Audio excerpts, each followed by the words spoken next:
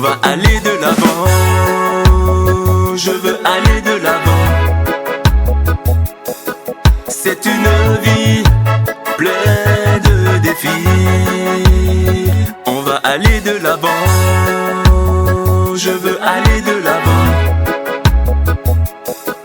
Trop de mépris, c'est pas facile. Mesdames, Messieurs, bonjour. Bienvenue au Centre d'appui de renforcement personnes et entreprises. Nous sommes aujourd'hui sur le numéro 11 de notre rendez-vous du leadership pour aller de l'avant. À la présentation, c'est M. Olave Romulus Oumenou, maître coach en leadership pour aller de l'avant et directeur général du CARP. Aujourd'hui, la thématique de notre rendez-vous du leadership pour aller de l'avant s'intitule « L'entrepreneuriat n'est pas pour les cancres ». Donc, si vous venez de prendre le train en marche, installez-vous confortablement et prenez de bonnes positions d'écoute. Sans plus tarder, allons dans le vif du sujet. Que voulons-nous dire par là? L'entrepreneuriat n'est pas pour les cancres.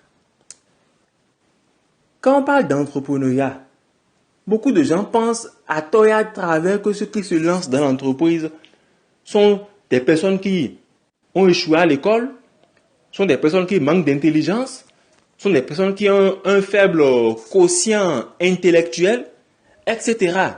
Alors qu'en réalité, il en est autre, il en est tout autre. L'entrepreneur, sinon le vrai entrepreneur, n'est pas forcément quelqu'un qui, parce qu'il n'est pas brillant à l'école, s'est converti dans les affaires. Non, non, non, non, non.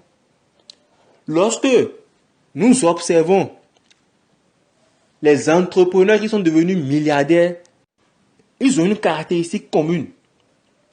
Ces personnes comme Bill Gates, Jeff Bezos, Aliko Dangote, John Rockefeller et consorts, ils ont une particularité commune, laquelle chacun d'entre eux a un génie en lui.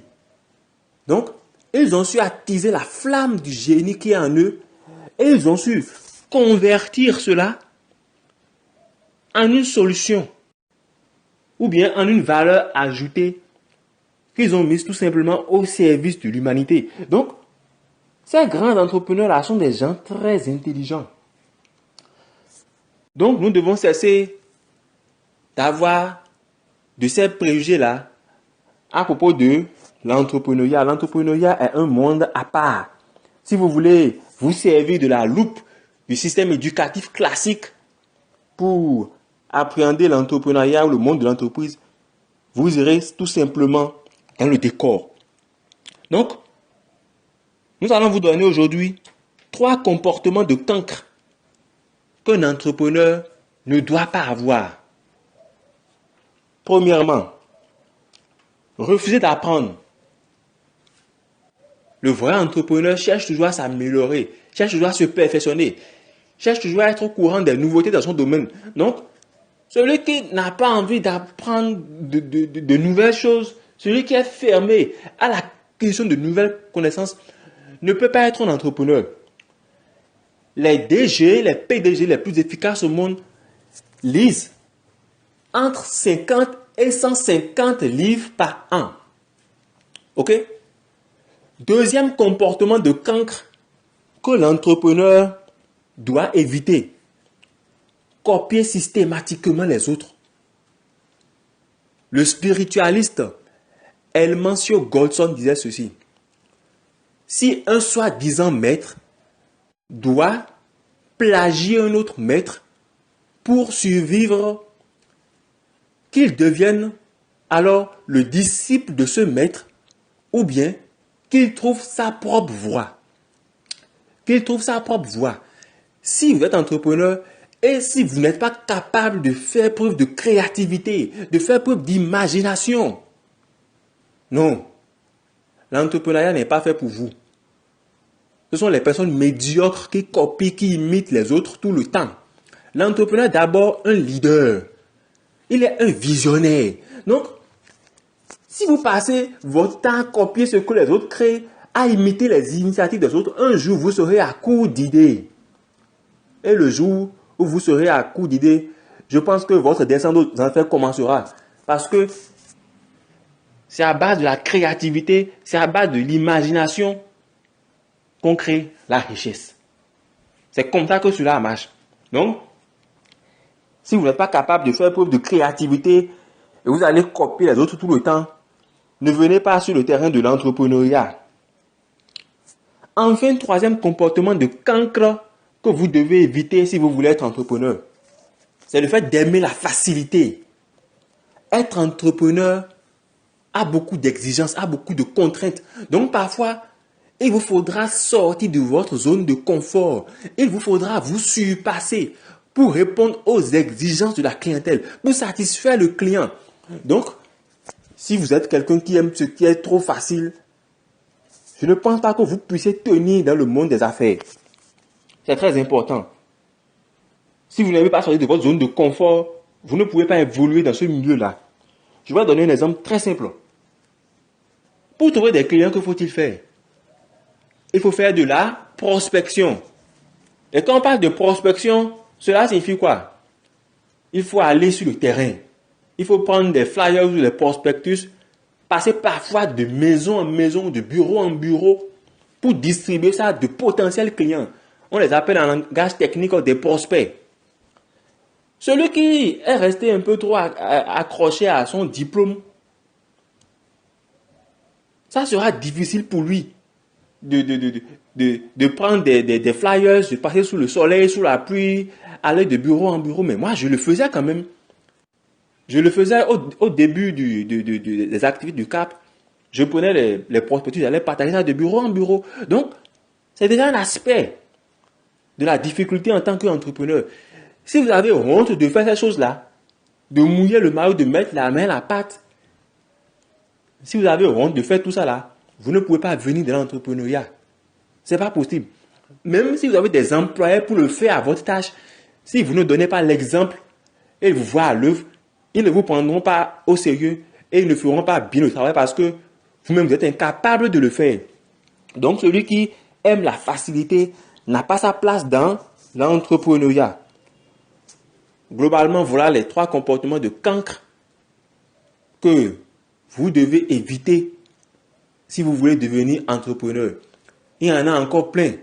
Pour ceux qui veulent en savoir plus sur l'entrepreneuriat, sur les qualités qu'il faut pour réussir en tant qu'entrepreneur, rapprochez-vous de nous pour suivre après notre atelier de coaching intitulé « Le leadership entrepreneurial ».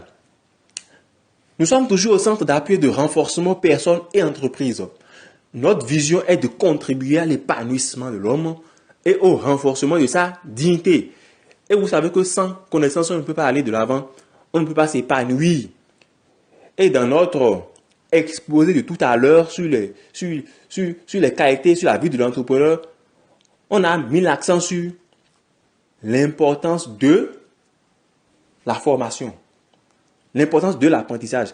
Donc, nous sommes toujours dans cette dynamique-là au niveau du CAP parce qu'il y a toujours des formations intéressantes à notre niveau qui ne peuvent que vous faire évoluer dans la vie. Donc, déjà, le vendredi 11 septembre, nous aurons un atelier de coaching sur la thématique « Dépasser toute limite ». Ça se passera uniquement en ligne. Cet atelier-là est entièrement gratuit, mais les frais de certificat sont obligatoires et s'élèvent à 2000 francs CFA.